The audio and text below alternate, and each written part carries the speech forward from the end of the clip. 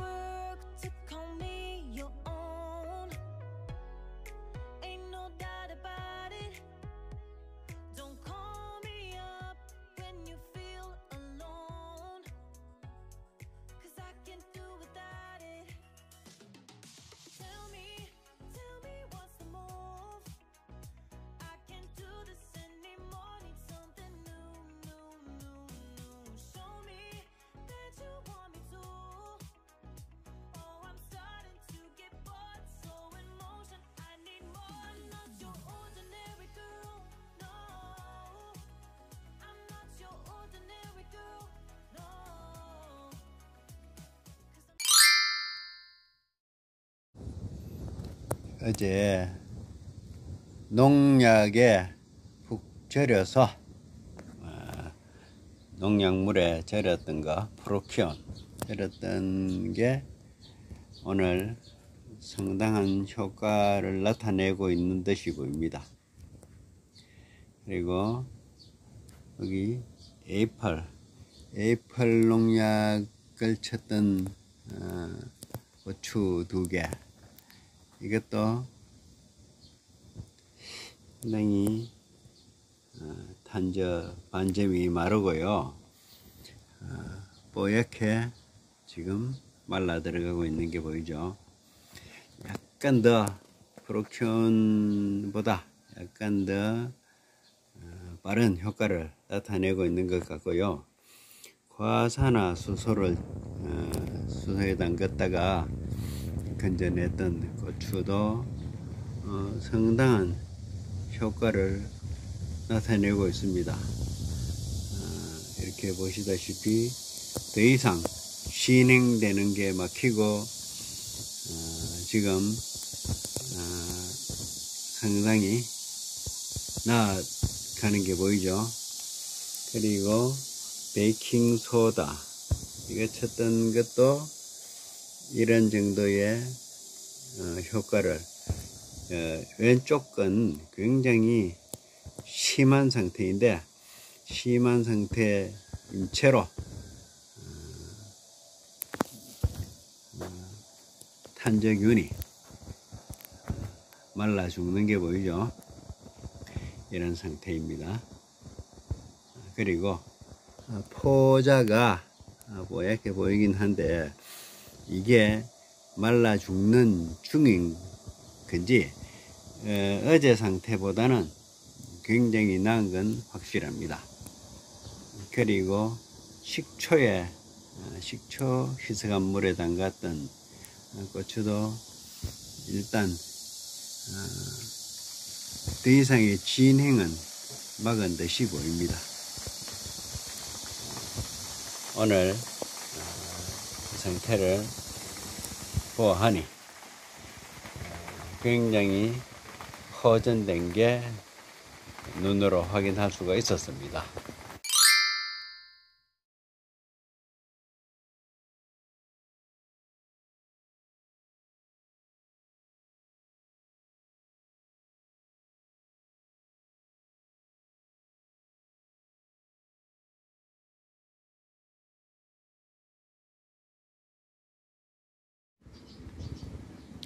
지금 상태가 이런데요.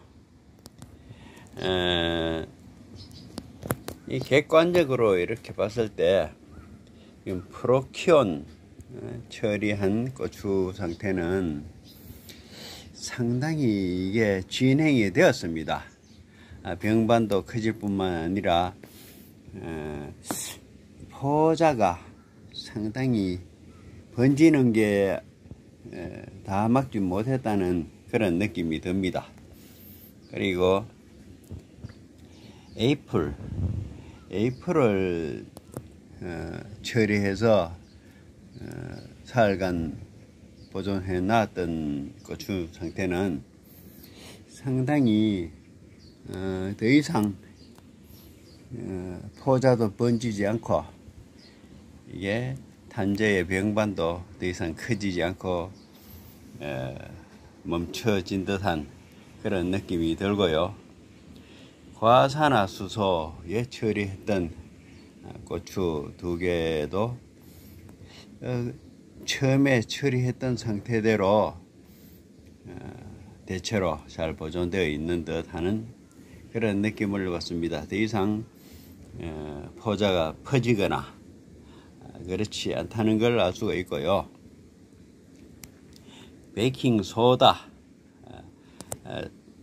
베이킹소다로 처리한 고추들은 이게 상당히 진행되던 포자는 자꾸 진행이 되고요. 병반도 더 커진 듯한 느낌을 주고요. 모르겠습니다. 더 이상 진행되는 건 막을 수 있는지 조금 더 두고 봐야겠지만 그다지 효과를 못 본 듯한 느낌입니다. 그리고 식초에 담가두었던 고추 2개는 지금 상태가 상당히 더 진행이 되다가 계속 진행되지는 않고 탄저균이 이제 와서 약간 멈춘 듯 하긴 한데 아직도 고추 겉면에 포자가 상당히 많이 살아남아 있는 듯한 그런 느낌을 줍니다. 결과적으로 봤을 때 에이플하고 에이플에 처리된 고추하고 과산화수소에 처리된 고추의 상태가 가장 좋다는 것을 객관적으로 봐도 누구든지 분간할 수 있을 정도로 상태가 가장 낮고요. 이 에이플, 농약은 에이플, 지금 시험한 유기농 자재 중에서는 그래도 과산화수소가 상당히 효과를 보이고 있다는 것을 알 수가 있었습니다. 우선 테스트의 결과를 짧은 시일 이내에 다 판단할 수는 없는 문제라서 72시간이 지나도 약효를 다시 증명하지 못하는 것은 농자재로 하기가 곤란하지 않겠습니까? 그래서 추세를 좀 더 지켜본 뒤에 확실한 판단을 하고 이 고추들은 소각 처리하고 이 실험은 끝내도록 하겠습니다.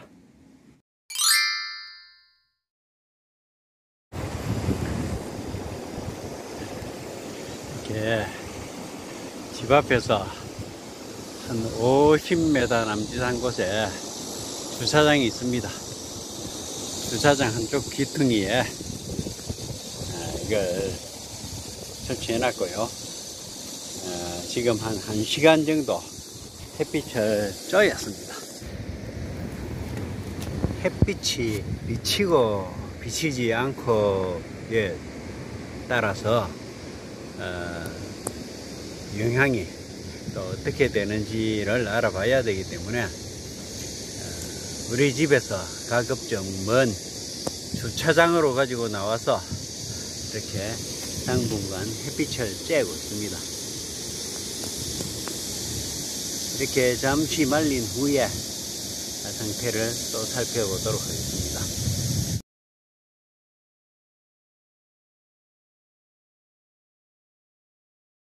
또 상황이 달라진 것 같습니다.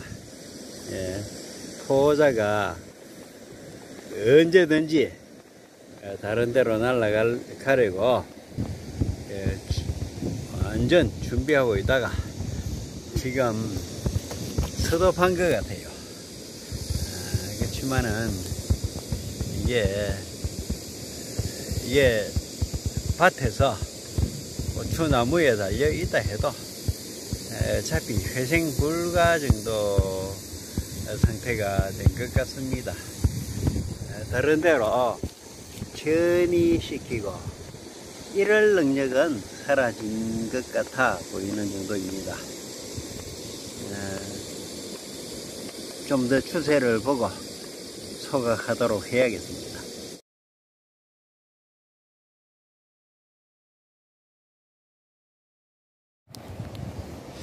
지난 사흘 반나절에 걸쳐서 시간으로는 거의 90시간 가까이 되었는데 이 결과가 이렇습니다. 예, 10초요.